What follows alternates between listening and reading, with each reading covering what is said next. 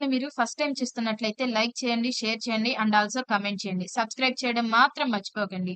Forever కంపెనీలో application fill up చేశారు. Work అనేది స్టార్ట్ చేశారు. ఇక్కడ మీకు సాలరీ అనేది రావాలి అంటే బోనస్ ఇన్ఫర్మేషన్ అనేది యాడ్ చేయాల్సి ఉంటుంది. ఈ బోనస్ ఇన్ఫర్మేషన్ యాడ్ చేయాలి అంటే ఎలా యాడ్ చేయాలనేది మీకు ఇక్కడ చూపిస్తాను. ఈ ఛానల్‌ని మాత్రం లైక్ చేయండి, షేర్ చేయండి, సబ్స్క్రైబ్ చేయడం మాత్రం మర్చిపోకండి. ఎఫ్ఎల్‌పి కంపెనీలో అప్లికేషన్ ఫిలప్ చేశారు. వర్క్ అనేది స్టార్ట్ చేశారు కదా! మీకు ఇన్‌కమ్ అనేది రావాలి అంటే బోనస్ ఇన్ఫర్మేషన్ అనేది యాడ్ చేయాల్సి ఉంటుంది. బోనస్ ఇన్ఫర్మేషన్ ఎలా యాడ్ చేయాలి? ఇక్కడ మీకు నేను చూపిస్తాను చూడండి. ఈ ఛానల్‌ని మీరు ఫస్ట్ టైమ్ చూస్తున్నట్లయితే లైక్ చేయండి, షేర్ చేయండి అండ్ ఆల్సో కామెంట్ చేయండి. సబ్స్క్రైబ్ చేసుకోవడం మాత్రం మర్చిపోకండి. ఇక్కడ మనము ఈ బోనస్ ఇన్ఫర్మేషన్ యాడ్ చేయాలి అంటే ఫస్ట్ గూగుల్‌కి వెళ్లి గూగుల్ ఓపెన్ చేసుకొని ఈ గూగుల్‌లో మనకిక్కడ foreverliving.com అని టైప్ చేయాల్సి ఉంటుంది. ఫరెవర్ లివింగ్ ఇప్పుడు forever living products and foreverliving.com ఈ రెండిట్లో ఏది ఓపెన్ చేసినా సరే మనకి ఆ లింక్ అనేది వస్తుంది. ఇక్కడ వచ్చిన తర్వాత స్క్రీన్ మీద మీకు జాయిన్ అని కనిపిస్తుంది.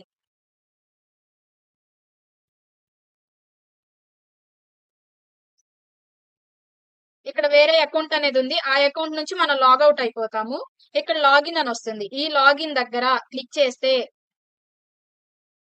ఈ లాగిన్ దగ్గర క్లిక్ చేసిన వెంటనే ఐడి నంబర్ అండ్ పాస్వర్డ్ అడుగుతుంది. ఈ ఐడి నంబర్ దగ్గర మనకొక అప్లికేషన్ అనేది మనం ఫిల్ చేసుకున్నప్పుడు మనకొక ఐడి నంబర్ అనేది వస్తుంది కదా! ఇక్కడ ఐడి నంబర్ అనేది నేను సెర్చ్ చేసుకుంటాను.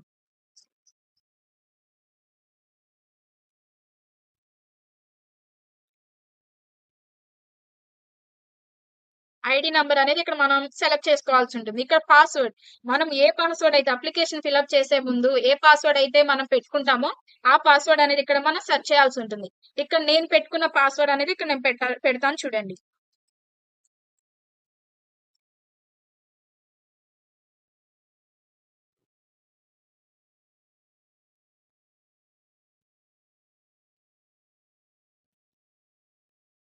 ఇక్కడ నేను పాస్వర్డ్ అనేది సెలెక్ట్ చేసుకున్నా. పాస్వర్డ్ సెలెక్ట్ చేసుకున్న తర్వాత లాగిన్ అని ఉంది కదా! ఈ లాగిన్ మీద క్లిక్ చేయాల్సి ఉంటుంది. ఈ లాగిన్ మీద క్లిక్ చేసిన వెంటనే మనకి ఇక్కడ అకౌంట్ అనేది ఓపెన్ అవుతుంది. చూడండి ఇక్కడ KYC documents, bonus information, security settings, communication preferences, TDS certificate, logout. ఇక్కడ మనకు క్లారిటీగా మన నేమ్, డిస్‌ప్లే నేమ్ కానీ, email ID, mobile number, alternate mobile number, ఇక్కడ మనకు క్లారిటీగా లాంగ్వేజ్, మెరిషియల్ స్టేటస్ డీటెయిల్డ్‌గా మనం ఈ మెంబరు, ఈమెయిల్ ఐడి మొత్తం క్లారిటీగా మనకు కనిపిస్తుంది. ఐడీ నంబర్ కూడా కనిపిస్తుంది చూడండి. లెవెల్ మనమున్న పొజిషన్ కూడా మనకి ఇక్కడ కనిపిస్తుంది.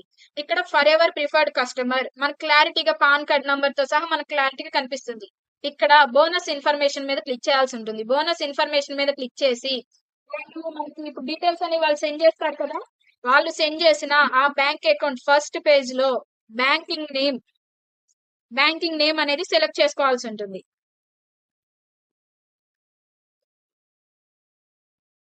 బ్యాంకింగ్ నేమ్ దగ్గర వాళ్ళు ఏదైతే పెట్టారో బ్యాంకింగ్ నేమ్ ఇక్కడ ఏదైతే ఉందో సేమ్ అదే పెట్టుకోవాల్సి ఉంటుంది.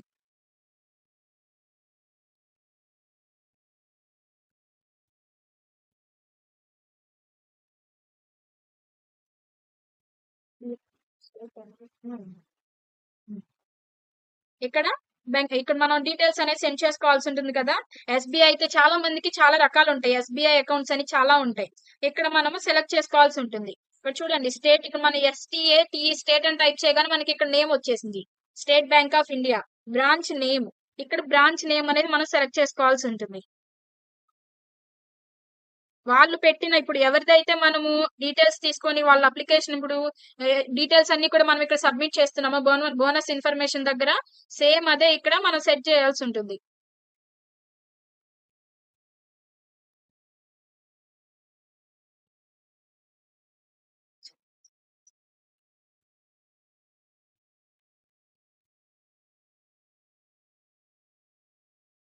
ఊర్ నేమ్ అనేది పెట్టుకోవాల్సి ఉంటుంది. బ్యాంక్ అకౌంట్ నంబర్ వెరిఫై ఇక్కడ మనం bank account number, MICR code ప్రతి ఒక్కటి కూడా ఉంటుంది. మనం డీటెయిల్డ్ గా మనం చూసి డీటెయిల్స్ అన్ని కూడా క్లారిటీగా పెట్టుకోవాల్సి ఉంటుంది. ఓకే ఇప్పుడు వాళ్ళు ఇచ్చిన దానిలో ఏదైతే ఉందో సేమ్ అదే మనం ఇక్కడ బ్యాంకింగ్ బ్రాంచ్ నేమ్ అని ఉంది చూడండి. ఇక్కడ బ్రాంచ్ నేమ్ దగ్గర వాళ్ళు పెట్టిన డీటెయిల్స్ లో నాయుడుపేట అని ఉంది. నాయుడుపేట అని ఇక్కడ నేను సెర్చ్ చేసుకుంటాను. ఇక్కడ క్లారిటీగా నేను స్పెల్లింగ్ మిస్టేక్లు కూడా ఏ ఒక్కటి కూడా స్పెల్లింగ్ మిస్టేక్ రాకుండా మనం పెట్టుకోవాల్సి ఉంటుంది. ఇక్కడ చూడండి bank account number bank account number ఇక్కడ మనం చూసుకోండి. పెట్టేటప్పుడు ఇప్పుడు మనము కంపెనీలో వర్క్ అనేది చేస్తాం. అప్లికేషన్ ఫిల్ చేసుకొని వర్క్ అనేది స్టార్ట్ చేసినప్పుడు ఇన్‌కమ్ అనేది కరెక్ట్ టైంకి మనకి పడాలి అంటే ఈ డీటెయిల్స్ అనేది కరెక్ట్ టైంకి అప్డేట్ చేయాల్సి ఉంటుంది. మనం ఇక్కడ అకౌంట్ నంబర్ అనేది క్లారిటీగా చూసుకొని పెట్టుకోవాల్సి ఉంటుంది.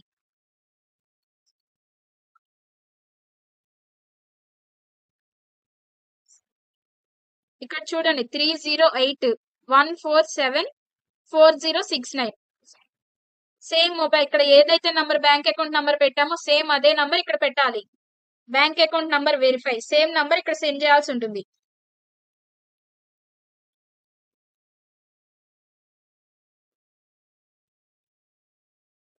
ఇక్కడ చూడండి ఎంఐసిఆర్ కోడ్. ఇప్పుడు వాళ్ళు ఫస్ట్ పేజ్ ఇప్పుడు బ్యాంక్ అకౌంట్ బుక్ అనేది పెడతారు కదా మనకు పిక్ అనేది. ఆ పిక్ లో మనకి IFSC code MICR code detail గా మనకు కనిపిస్తుంది అక్కడ. అది గనుక లేకపోతే బ్యాంక్ దగ్గరకు వెళ్ళి ఆ డీటెయిల్స్ అనేది వాళ్ళని అడిగితే వాళ్ళే చెప్తారు. వాళ్ళు నోట్ చేసి మళ్ళీ మనకి క్లారిటీగా వాళ్ళు నోట్ చేసి ఇస్తారు. ఎంఐసిఆర్ దగ్గర ఇక్కడ మనకి బ్యాంక్ అకౌంట్ బుక్ లో ఏదైతే ఉందో సేమ్ అదే మనం ఇక్కడ పెట్టుకోవాల్సి ఉంటుంది. 5240026662 ఐఎఫ్ఎస్సి కోడ్ కూడా సేమ్ అంతే. SBIN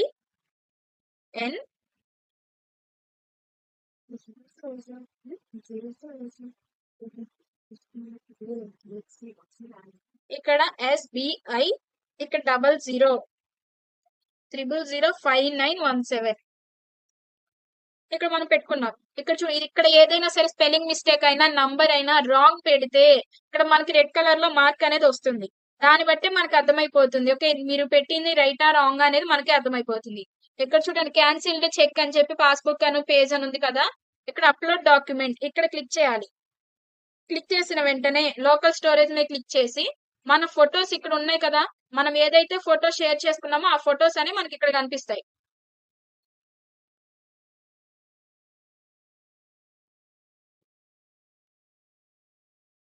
ఇక్కడ నేను సేమ్ ఇప్పుడు వాళ్ళు ఎవరైతే ఆ పర్సన్ డీటెయిల్స్ ఉన్నాయో వాళ్ళవి నేను చెక్ చేసుకుంటున్నాను అనమాట. ఇక్కడ నేను పెట్టింది అదేనా కరెక్టేనా కాదా చూడండి. ఇక్కడ ఐఎఫ్ఎస్సి కోడ్ ఎంఐసిఆర్ కోడ్ ఇందాక నేను చెప్పాను కదా. ఐఎఫ్ఎస్సి కోడ్ ఇలా ఉంటుంది. ఎంఐసిఆర్ కోడ్ చూడండి 5240026662. ఇక్కడ చూడండి అకౌంట్ నంబరు తన బ్రాంచ్ ఇక్కడ చూడండి క్లారిటీగా మనకి ఇక్కడ చూపిస్తుంది చూడండి నాయుడుపేట అకౌంట్ తన ఎస్బీఐ అకౌంట్ అకౌంటెంట్ నంబర్ ఇక్కడ క్లారిటీగా అడ్రస్ మొత్తం అంతా కూడా క్లారిటీగా కనిపిస్తుంది. ఈ ఎంఐసిఆర్ కోడ్ గానీ ఐఎఫ్ఎస్సి కోడ్ గానీ ఈ రెండు లేకపోతే మన చెక్ అనేది ఇక్కడ మనకి రాదు. అది మనం సబ్మిట్ చేస్తే తప్ప మనకి డీటెయిల్స్ అనేవి అవ్వవు. దాన్ని బట్టి 1కి 2 సార్లు మనం చెక్ చేసుకోవాల్సి ఉంటుంది. ఇక్కడ మనము స్టేట్ బ్యాంక్ ఆఫ్ ఇండియా అని పెట్టాను. బ్రాంచ్ నేమ్ నాయుడుపేట అని పెట్టాను. Bank account number bank account verified number మళ్ళీ కూడా సేమ్ అదే. ఎంఐసిఆర్ కోడ్ ఐఎఫ్ఎస్సి కోడ్ క్లారిటీగా మనం పెట్టామా లేదో చెక్ చేసుకోవాల్సి ఉంటుంది. చెక్ చేసుకున్న తర్వాత ఇక్కడ బుక్ మనం క్యాన్సిల్ ఇక్కడ చెక్ ఒకటి పాస్బుక్ పేజ్ ఇక్కడ నేను పాస్బుక్ పేజ్ పెట్టాను. పాస్బుక్ పేజ్ పెట్టిన తర్వాత సేవ్. ఇక్కడ చూడండి బోనస్ ఇన్ఫర్మేషన్ అప్డేటెడ్ సక్సెస్ఫుల్లీ అని చెప్పి మెసేజ్ వచ్చింది. ఇంతే ప్రతి ఒక్కరు ఎవరైనా సరే అప్డేట్ చేసే ముందు కరెక్ట్ గా పెట్టామా లేదా అనేది చెక్ చేసుకోండి. చెక్ చేసుకున్న తర్వాత పైన మనకి ఇక్కడ బోనస్ ఇన్ఫర్మేషన్ అప్డేటెడ్ సక్సెస్ఫుల్లీ అని మనకి మెసేజ్ వస్తేనే మనకి అవి అప్డేట్ అయినట్టు. ఓకేనా అండి. ఈ వీడియో మీకు నచ్చినట్లయితే లైక్ చేయండి, షేర్ చేయండి అండ్ ఆల్సో కామెంట్ చేయండి. Thank you so much.